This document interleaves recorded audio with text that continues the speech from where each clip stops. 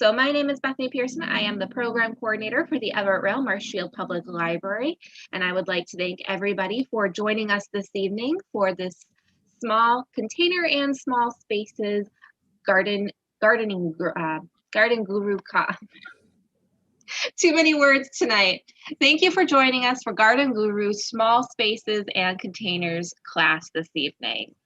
If you have any issues with technology, whether it's the camera, the volume, anything like that, or any general questions, library related or anything along those lines, go ahead and use the chat feature at the bottom of your screen. Any questions that are specifically about this evening's program or gardening questions in general for the presenter, please use the Q&A.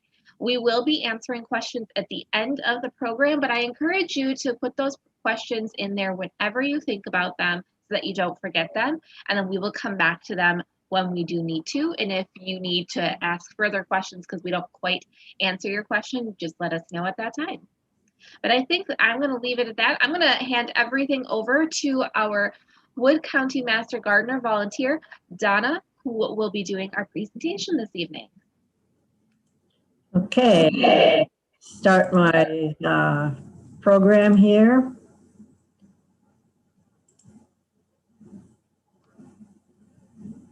Well, I think we will. Try it again. There we go. Okay, small space gardening, containers and more. So this program is for people who maybe don't have a whole lot of space to garden. Donna? Yes? We don't see it. You don't see it? Nope. Okay. What do I need to do here besides? So you are co-host. I'm going to take off the co-host. I'm going to turn it back on. Okay, wait. Let me share screen. Okay. We'll try it this way. Okay, but we're at the end, so let's go to That's it. There we go. I think we're ready here. And Okay. we can see it now, so you're good. Go ahead.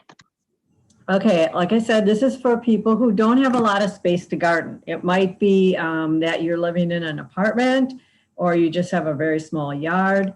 So we're going to be talking a little bit more about how to use some spaces you maybe hadn't thought of for gardening. And if you're going to be gardening containers, what to know about gardening in containers so that you'll be successful.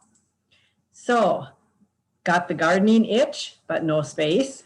The answer is to think outside the garden bed. So let's talk about maybe planting in something, on something, above you, vertically. Be creative. And I'm going to go through a few slides here to show you some different things that we might be able to do. Doesn't necessarily have to be a pot. Does it have to be only flowers? Does it have to be only for aesthetic value? Does it have to follow all the container rules? Does it have to be on the ground? And on the picture on the right here, you can see this looks like some kind of greens, colored greens maybe. And it's in a pot with, looks like maybe some lettuce on the side and also a couple of different kinds of flowers. And I wouldn't really call this a traditional rule pot about a thriller, filler, spiller theme, but it works. And if that's the kind of thing that you want to have growing and the kind of plants that you want to have, it's perfectly fine. Doesn't always have to be a pot.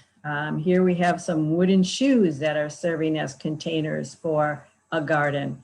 And it doesn't have to be on the ground because these are actually hung on the wall or the side of the house. How about growing in other types of containers? Here we have wagons of different sizes. Here we have bathtubs, toilets, and it looks even on the part of the picture you can't see there, even a sink, or perhaps some of these funky heads as containers. How about some boots hung on a fence? Maybe even an old bird cage. Tiki torches, this would work really well for the succulents you see in there. They don't require a lot of water. They can withstand the heat. They don't have a large root system. Even soup cans or other decorative cans. On the lower right, these I think are Halloween treat buckets, but the same concept could be used for planters also. And you might have a really weird and wild type of garden planting. On this picture, we have tires. Notice that they're stacked up, so we have more growing space, plants to grow in the same amount of space. Repurposing old magazine racks, baskets of all kinds. Bicycles with baskets, bird baths. How about some old purses? Here you can see someone is gardening vertically by putting up these shelves. They can grow a lot more vegetables in the same space as they could if it were all on the ground. Here we got some old wash tubs that can be used as gardens. And talking about vertically, we have some vertical setups here. This is an old door set in a wash tub with some other buckets that the person is growing in. We have a board set up here vertically with different kinds of herbs in it. You can use plant stands indoors or outdoors to provide more space vertically to grow more plants. And this contraption here is actually called a green tower. It's a hydroponic growing system. And this is probably a little bit more expensive than most of you were thinking, but just to show you what other ways people can grow things in small spaces. There's a water solution in the bottom here, which is pumped up to the tower, and little plants are planted in each one of those little holes you see there. This is day 34 and day 54, and we have all kinds of greens here growing in this green tower. And if you were to plant these all in a horizontal space, it would take up much, much more room. But you can use the vertical concept even if you have a small garden area and you want to grow some crops. You can see here that they have small containers set on this fence thing. You can also use a fence like this to grow tomatoes or cucumbers or squash because the vines you can train them to grow up rather than sprawling across the ground. Here we see tomato being supported up rather than letting it sprawl.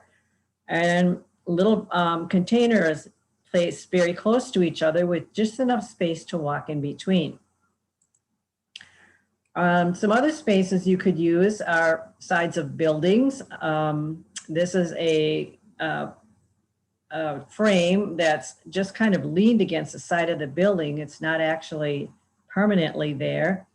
And then it's filled with soil and the plants are planted into that. This is a succulent kind of garden. These are all plants that require very little water.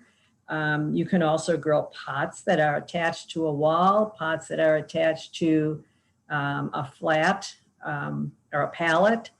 So there's lots of different ways that you can do this without using a lot of space. Then we have window boxes. If you have those on your house or the ability to put them on your house, that might be a place to grow things. Arbors or other structures that are already part of your landscape can be used to grow more plants. This could be used to grow roses. You could grow hops on it. You could grow tomatoes up it. You could probably grow any kind of vining plant up this arbor, and it would be serving two purposes: as an entrance to your garden and also as a vertical growing space. Here's another example of a window box, and this can be used to grow either fruits, vegetables, or flowers. So just because you only have a window box doesn't mean you can't grow vegetables or fruits. A hanging produce storage keeper can be used to grow, again, flowers or vegetables. Here's a series of pots, not just one hanging basket, but a whole series. And this looks like a lot of these might be herbs.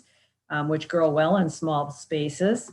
Here's an old sieve, kitchen sieve that's used as a container. And then don't forget about windowsills or ledges that might be inside or outside of your house. The only thing you have to worry about with windowsills and ledges is that sometimes in Wisconsin, it gets pretty cold and your plants can actually freeze on a windowsill. So be aware of that. In the wintertime, you may have to move them back a little bit. And you probably also want to choose plants that tolerate lower light unless they're outside, like this lower left picture. And if you already have some garden beds, but you want to take a look at how you can maybe use them a little bit more intensely, this is an example where people are growing lettuce, types of lettuce, and it looks like an eggplant growing down the middle, but it's all surrounded by flowers. So just enough space in there for you to step in and tend to the flowers or harvest some of the veggies. Here again, you see that there are vegetables mixed with flowers.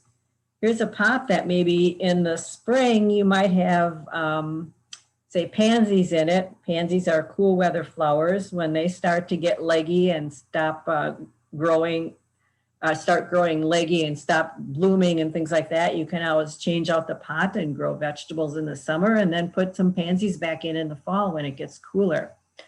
If you have a garden setup of some kind, don't be afraid to mix vegetables or edibles in with your flowers. Here's another type of indoor hydroponic type system. This is pretty fancy, but just to give you an idea of some small space gardening ideas. And it's got lights here on both sides that provide light for that. You can also purchase small tabletop gardens, which are furnished with a light. You can't grow anything exceptionally huge in there, but it works well for herbs and smaller plants. And on the far right, there's even a plant stand that actually looks like a piece of furniture. So you could incorporate something like this into your house as part of your decor because it looks like a piece of furniture that would belong in your house. Or you can just do plain things such as setting a pot in a window, doing some kind of a light setup like on the bottom here or on the right, using bookcases, shelving, that sort of thing to provide light for plants. So if you have a little corner like this one here where you maybe aren't going to be doing anything else with it, put up a light and you can grow some plants. Let's go to the basics of growing things in containers. All containers must have drainage holes. That's a #1 rule.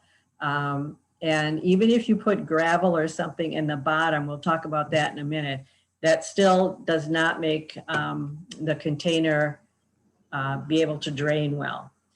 If you're doing containers, use a potting mix, not garden soil. Garden soil is too heavy and thick, and it probably also has lots of potential microorganisms that could cause your plants to have diseases. It usually also contains weed seeds, so you'll be weeding more. When you pick a pot for your plant, plan for the mature size of the plant, and you can tell that by looking at the tag that's in the pot when you buy the plant, or looking at the description on the seed package if you're buying seeds. Consider plants with similar growing conditions. So you would want to put plants that like cool or shade together in one container and plants that like hot, sunny conditions in another container. If you mix the two of them, you probably have one or the other that's going to be really unhappy with where they are. Consider varieties bred for containers. So if you can find seeds or plants that say that they are made for containers or that they're a smaller size, that's what you want to look for if you're going to be growing in containers. Choose harmonious colors. So you want to put things together that look well together, and you go back to the basic color wheel, and we think of the side with the blues and the greens and the purples as being cool colors. Those tend to be more calming and soothing. And the other side, the yellows, oranges, and reds tend to be more exciting and boisterous. And those colors tend to create a lot of excitement in a container.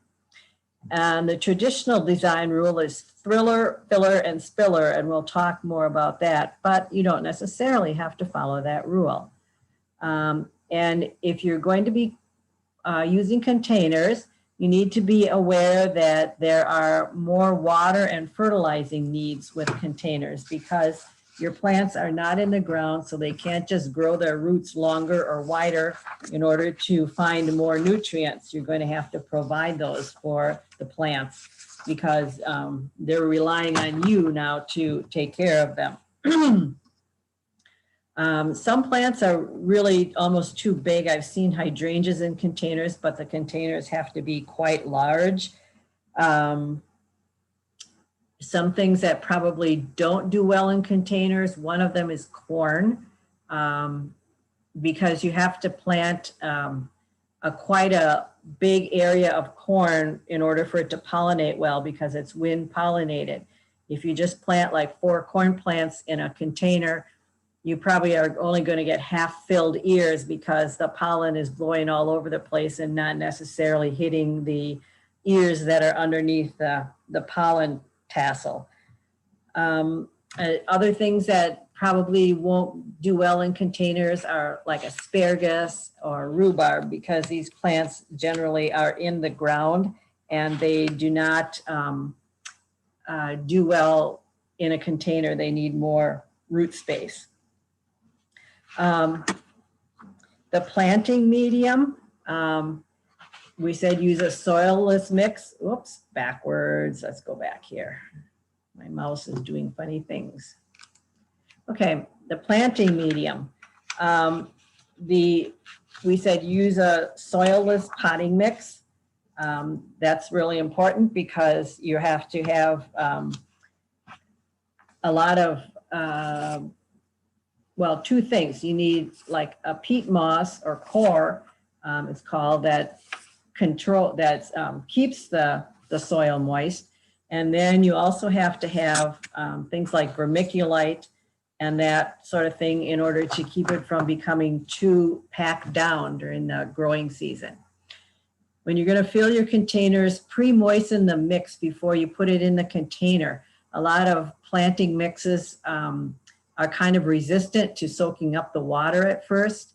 And so you might fill the pot with mix, put your plants in and water it, and the water goes down. You think, oh, it's fine, but you haven't really moistened all of the mix in the container. So pre-moisten it before you put it in the container. Do not add gravel or stones to the bottom in place of drainage holes. The purpose of drainage holes is so that the water doesn't stay in the bottom of the pot and rot the roots.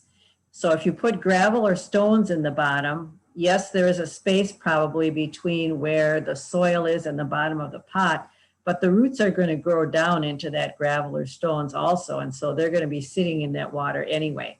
So make sure that you have a drainage holes in the bottom of the pot. A plant that is rotting from the roots looks like it needs water, but the more you water it, the worse it looks. So that's one of the things that happens if there's not enough drainage.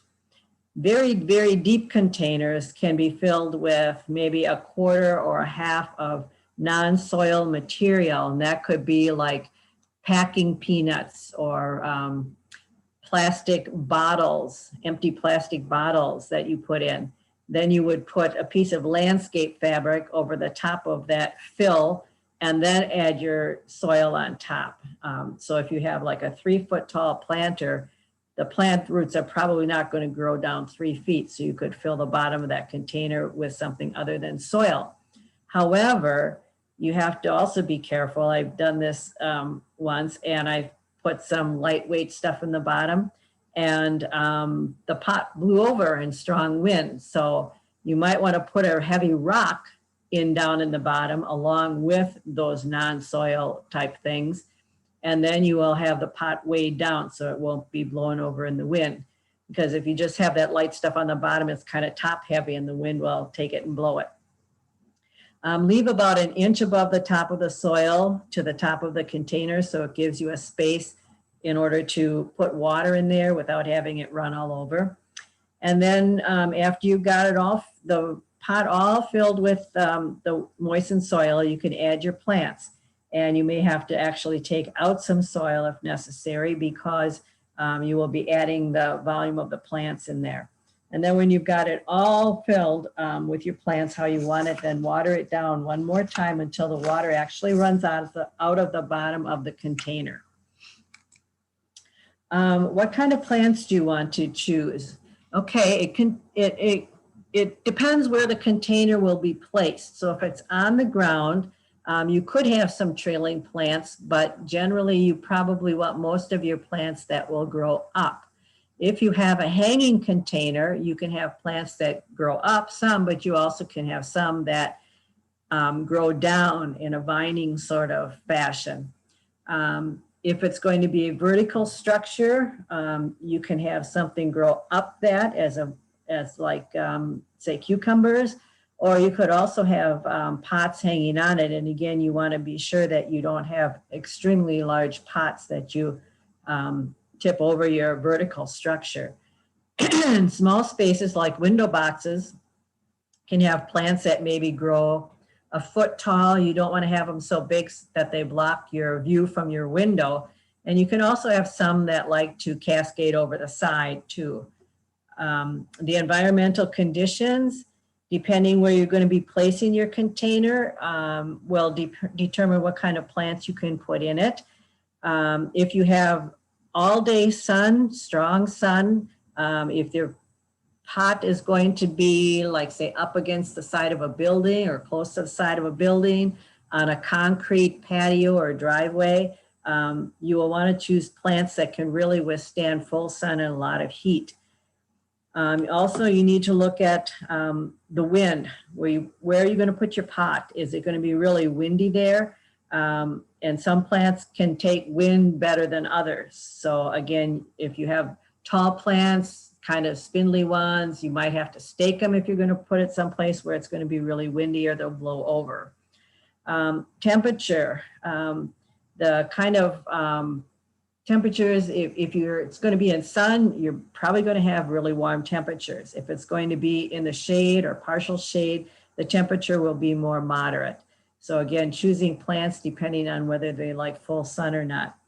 And we talked a little bit about heat absorption. Is this going to be someplace where the plants are going to be sitting on a surface that's also going to reflect or absorb a lot of heat?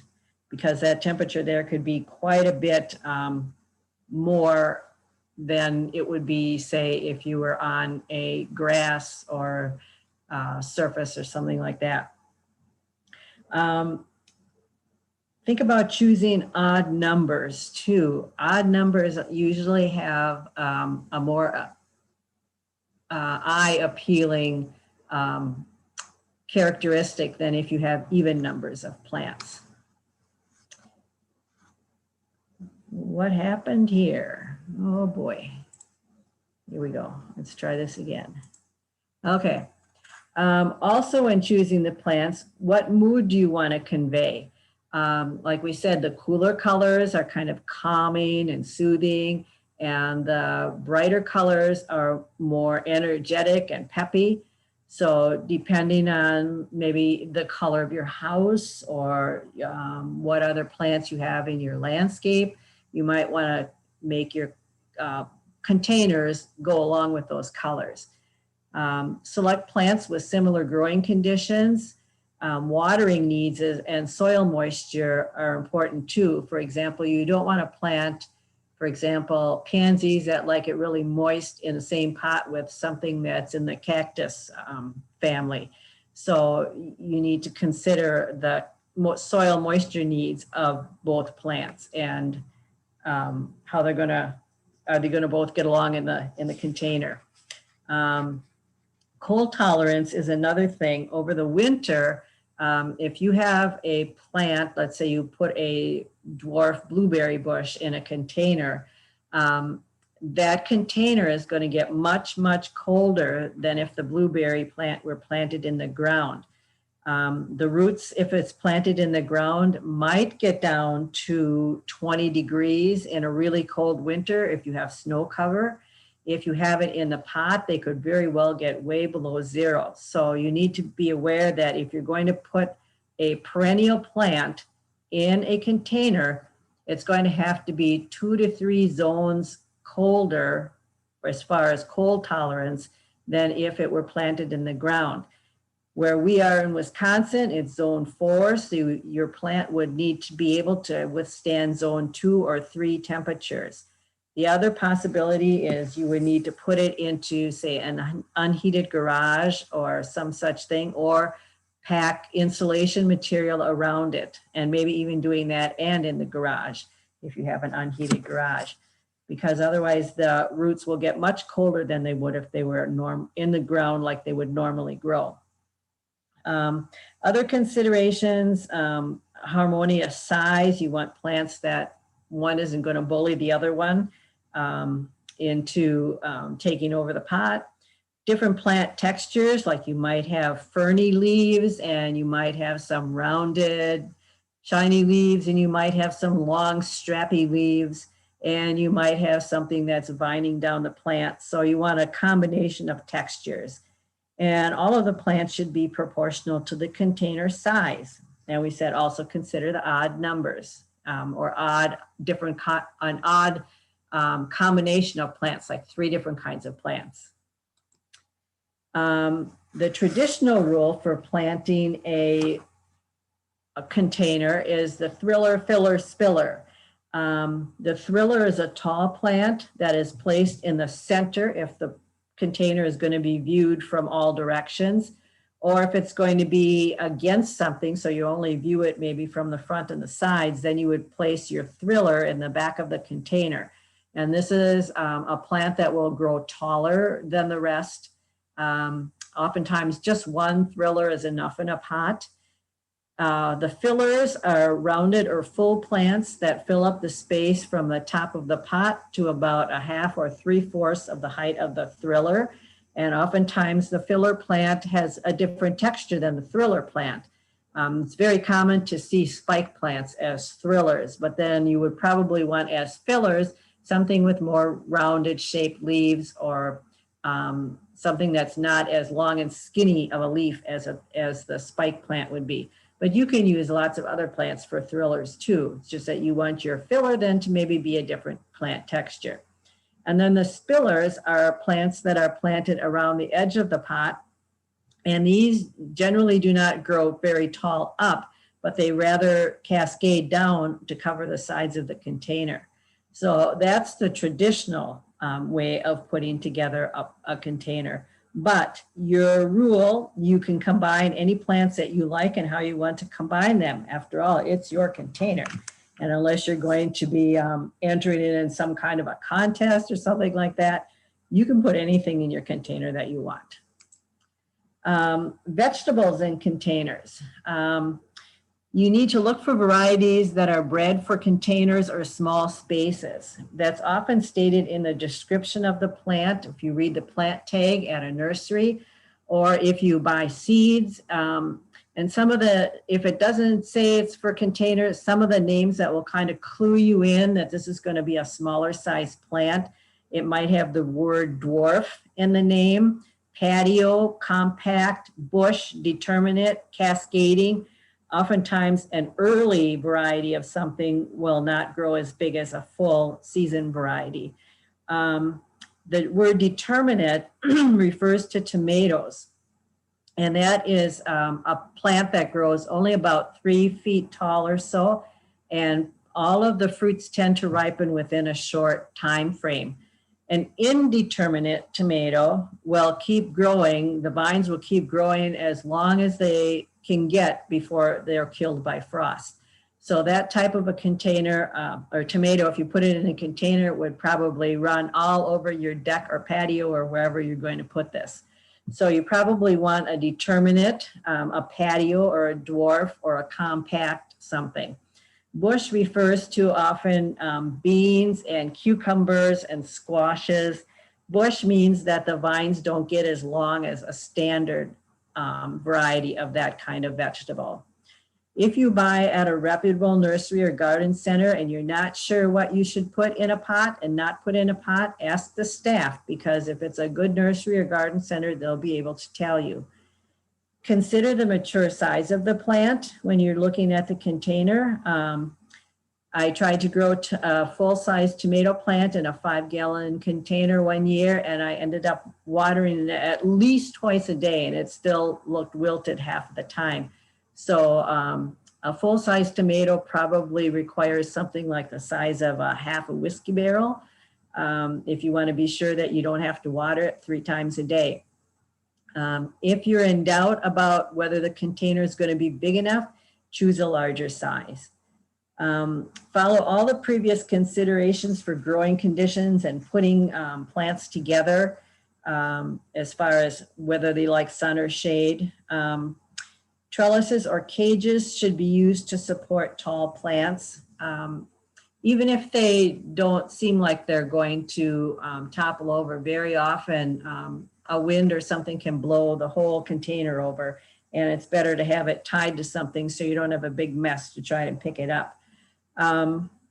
Let's see, we talked about the perennial vegetables and the trellises and cages. So, oh, the other thing I was going to talk about, vegetables that grow fruits like peppers, tomatoes, beans, broccoli, those require generally full sun. If you don't have full sun and you want to grow some vegetables, root vegetables like beets and carrots, and most of the leafy vegetables like lettuce and spinach and chard and those things will tolerate some shade. So if you don't have a full sun space, you might want to go for those kinds of vegetables instead. Here are some suggested minimum sizes, and I believe this is part of the handout, one of the handouts that you have. A half-gallon container can usually be used to grow most kinds of herbs and things. A 1-gallon container, some of these others here listed, a 1-gallon container for cherry or patio tomatoes. That's pushing it a little bit, I think, even. And here it tells you how many plants you can put into each container that size. 2-gallon containers, some of the other ones here, and a 3-gallon container, it says a standard tomato, but like I told you, I don't think that's going to cut it for a standard tomato. Better to be bigger than smaller. Sometimes you can get more than one crop out of a container also. Let's say you put in spinach early in the spring. Spinach tends to shoot up and go to seed when the weather gets hot. So you could plant spinach, then you could maybe plant some beans or cucumbers in that same container. Or after the spinach, you could plant beets or carrots, or maybe do the same thing with radishes. Radishes tend to grow best in cool weather, and then follow those with a crop of something else that will be better in the summer, like beans, carrots, beets, that type of thing. Okay, herbs are really easy to grow in containers because they're generally smaller plants. And so they can be grown in smaller containers. On the left here, you see kind of a tower again of different kinds of herbs grown in containers. This would probably take daily or every other day watering to keep those moist. Small containers like the one in the middle here, you could grow 1 or 2 different kinds of herbs in there. And even the lower right, here you see it's actually planted in cement blocks where you can stack them up and have a small garden. So that's another way to think of growing things too. Growing herbs is very, very cost effective. One herb plant might be $1.99 to $2.99 maybe at a garden center. And we can compare that one plant, which will probably produce at least 15 to 20 or more pickings of what you would normally get in the grocery store for $1.99 or $2.99. So, and the added advantage is they're all organic because you're growing them yourselves and yourself. They're also very fresh too because they haven't been trucked across the country before they get to your store. So consider even just growing herbs. If that's all the space you have, you can grow something small like that. We talked a little bit earlier, watering and fertilizing needs. If you're growing plants, we haven't really talked about house plants in general, but they're all container plants too, and subject to all the same rules. However, there are a few of them that should not be watered with chlorinated water. Peace lily is one, Dracaena is another one. They tend to get brown tips on the leaves from the chlorine in the water. If you're using containers, you have to be willing to water regularly and often, maybe even twice a day if you have really hot, dry weather. Water the container until it runs out the bottom of the pot. And after 10 minutes or so, or maybe 30 minutes, empty any water that's sitting in the saucer or the catch basin underneath. Beware of self-watering pots for the same reason that you don't want to have a pot without drainage holes. It's kind of tempting to say, yes, I've got a self-watering pot. I just fill up the reservoir on the bottom and then I don't have to water as often. But the roots can grow down into that water reservoir and then you have the same problem with rotting roots. So unless you can have some way of determining exactly how much water is in that reservoir or some way that the roots do not touch the water in it, I would kind of steer away from the self-watering pots. People sometimes use like a 2-liter bottle and put a special cap on it and stick that upside down in containers so that that water goes out very slowly. That's probably a better solution than the self-watering pot. You need to fertilize often enough to keep the plants growing healthy. So as long as they're looking good, they're probably getting enough. If they start to get kind of spindly, they start to not blossom as much if they're flowers, you may need to add some more fertilizer. You want to use a slow release fertilizer, something like, not this specific brand, but most people know what Osmocote is. It's those little pellet things that you sprinkle into the soil. That's a slow release fertilizer.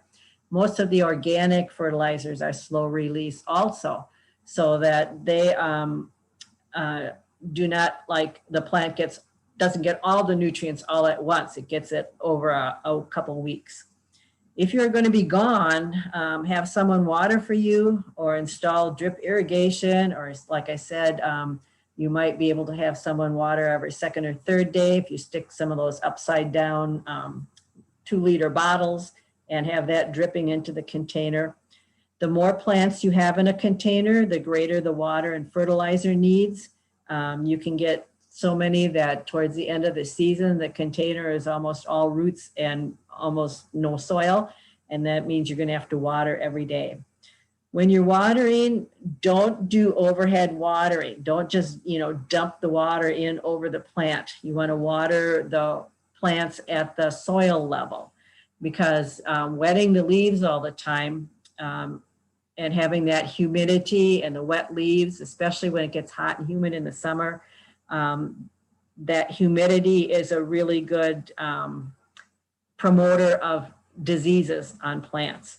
So if you want to avoid that by watering the plants at the soil level.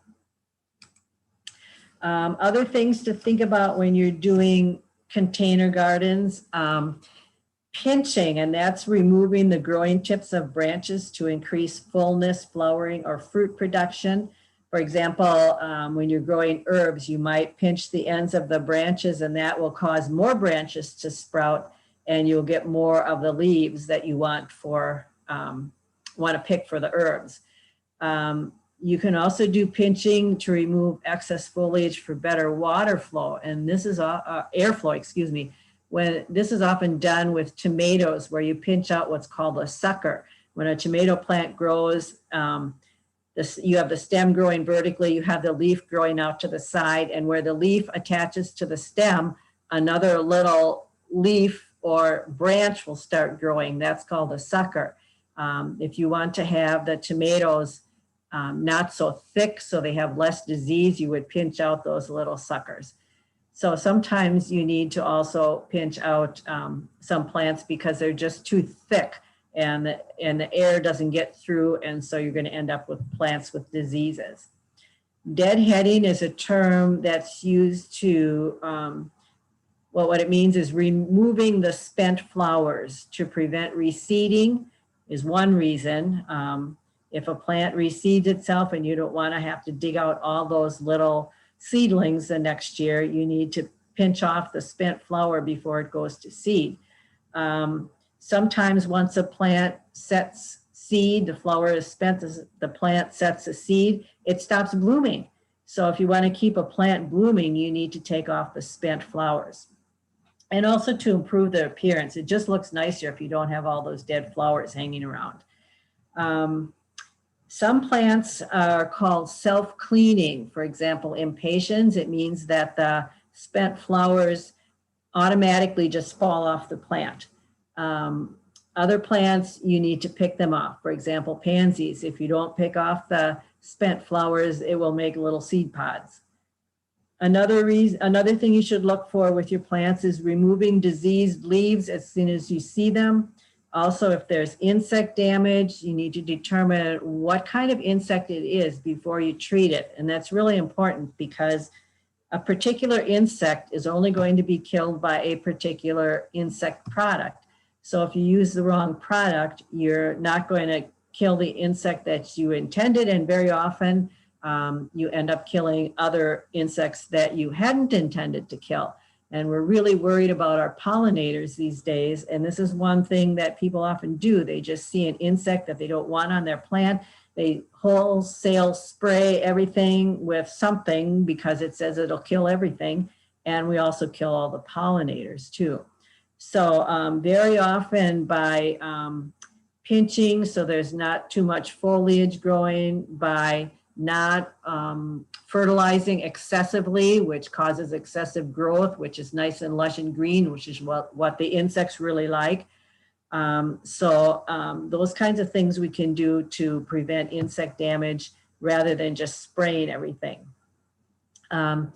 Sometimes containers, especially trailing containers, get kind of leggy and they look kind of spindly. Cutting back or pinching back some of those stems to the edge of the container, or lifting up the top ones and actually cutting off the ones underneath that are kind of dead, you will get a new flush of growth. And oftentimes when you do that, you'll want to do a little fertilizing at the same time. And then your planter will start filling in again and start blossoming again. And if you have lots of containers, combine them or keep them near each other so that when you're watering, you're more efficient. However, that's only saying unless you want them in a certain place for a certain appearance or whatever, then you're going to have to walk around and water. But let's say you're just growing vegetables in containers because you don't have any other place to grow them in the ground. You want to probably group those containers so it's more efficient for taking care of the containers and for watering and that sort of thing. Very often when we plant in containers, we still have to deal with critters.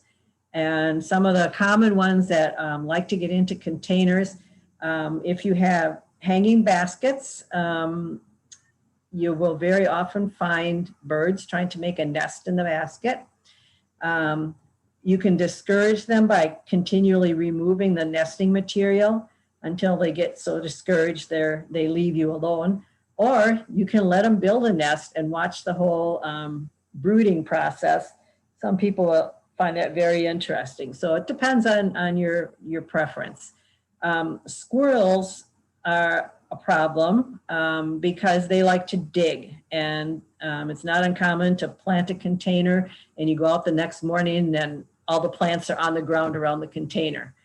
The squirrels tend to really like freshly dug ground for some reason. I don't know if they think you buried something good there that they can find or whatever. But some things you can do to keep squirrels out of containers. Place forks with the tines up in the pot. Plastic forks probably work best for this because you don't have to bury the whole handle. You can snap off the handle and just bury the tines part of it with the tines pointing up so that they're discouraged by those sharp points. Another thing you can do is place strips of chicken wire across the top of the soil after you've got your plants planted. When they start digging and run into that chicken wire, that will discourage them. And the plants will grow up through the chicken wires, so you don't have to worry about that. There are odorous deterrents you can use, things like plant skid and liquid fence. Once they're dry, people don't smell them, but the animals still do. Hot pepper spray if they tend to be eating some of the things. This would also probably work for rabbits too. Or mixing like cayenne pepper into the top of the soil. So if they're digging for something and they get that on their paws and then they get it in their mouth, they're going to figure out, oh, this is not a good place to dig. Sometimes just covering a container with a chicken wire cage or putting a light plant cover over it like you would do in the fall when it's going to freeze will discourage the squirrels from digging in it for the first week or two. And by then the plants are starting to grow up and the soil is kind of settled down and they're not so interested in it anymore. So that might also work for also if you don't want to do the other types of things. In kind of winding up here, I'll show you some examples of some containers here. In the top left, we have a nice combination of colors, different kinds of leaf shapes or textures.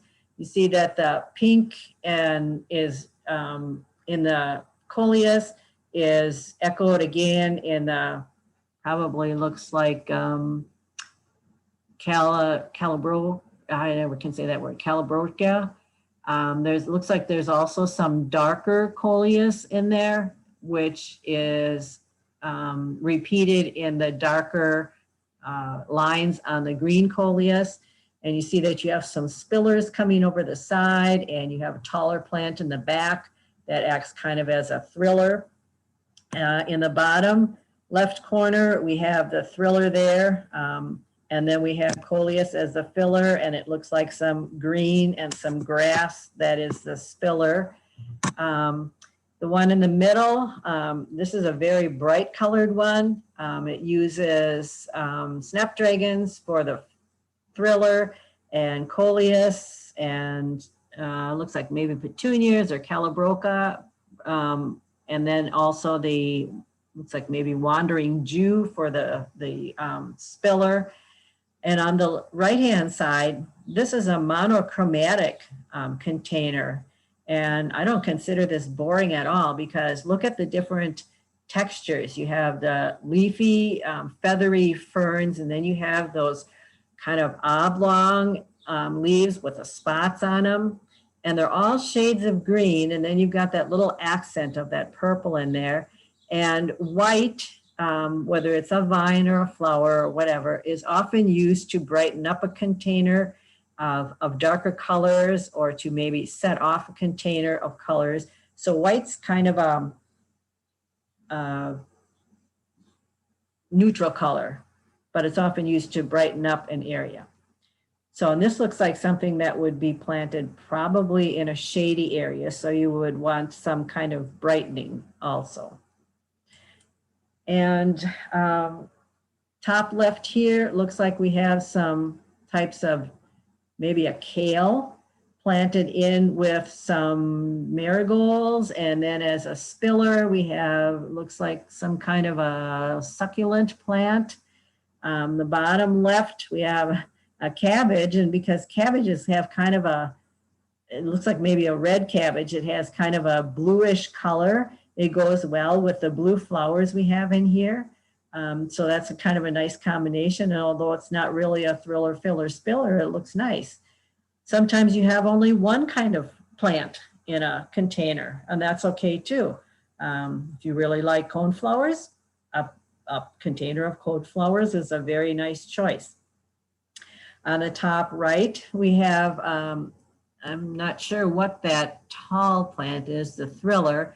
And then we have the sweet potato vine and Calibrachoa going down, and you have kind of a complementary color scheme here. You have the purple and the orange and the yellows, and then with the green mixed in between. So it makes a very pretty container, even though the warm and the cool colors are mixed together.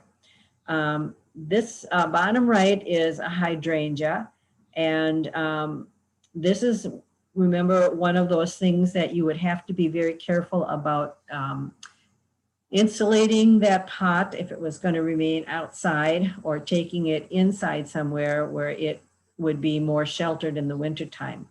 So if you're growing perennials, remember those have to be taken special care in the wintertime. I always add this to all of my presentations because people always have questions, and a lot of times you don't know where to go to get a good answer. And if you just go on your computer and Google something, you never know whether this person really knows what they're talking about or not. So one of the places you can go to get really good information, and it's always research-based, it's not just by gosh, by golly, is the land-grant colleges or the extension colleges. And what you do is you type in your question. For example, when I started working on this presentation, in order to get some good information, I Googled container gardening extension. And this brings to the top of your list of results extension articles from different states all across the United States. And then once you have that list, you choose an article from a state extension that is close to Wisconsin or has a similar climate.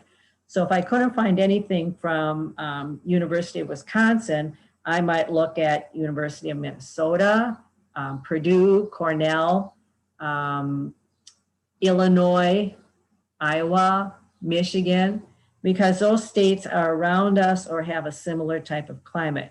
I wouldn't go to a site like University of Colorado for something that I'm growing outside here in Wisconsin, or let's say California, because they have very, very different climates. Some other sources of good information are your county extension office. Each county has a horticulture agent or an agent whose duties include horticulture education. If they don't have an answer, they will send their question down to Madison to get the expert's view on it. If you have a local master gardener association in your county, they oftentimes have Ask a Master Gardener sessions. Wood County here, we man the Wood County Master Gardener website. People can ask horticulture questions there, and we have someone answering those questions from May through September. So those are some places where you can get some good, reliable information, and you know that the information they give you is going to work. So with that, do we have any questions? I see one up in the Q&A.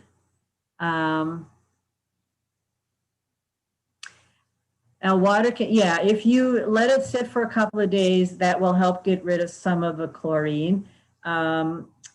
You can also use distilled water or catch rainwater, but yeah, it'll help some rather than just taking it out of the faucet, much like you would do when you have fish in an aquarium. Any other questions?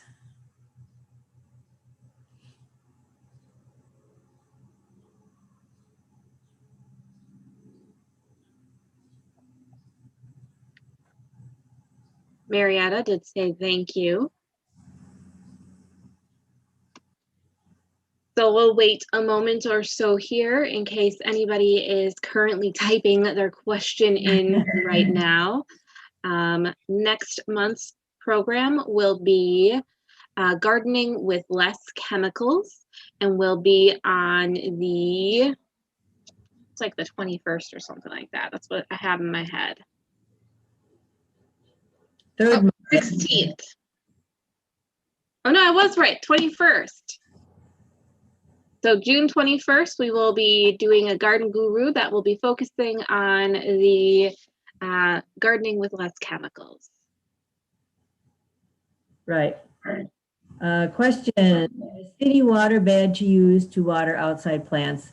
No, not necessarily. Most of your outside plants are not sensitive to the chlorine, so that would be fine to use. Rainwater would work even better if you have the opportunity to catch it, but a lot of people don't. Any other questions?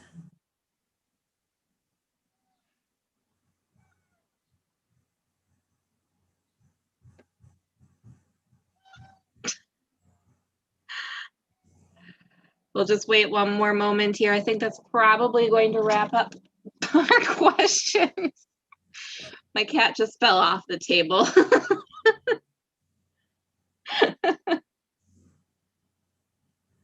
Well, thank you to everybody for joining us this evening. Thank you, Donna, for an excellent program as always filled with great information.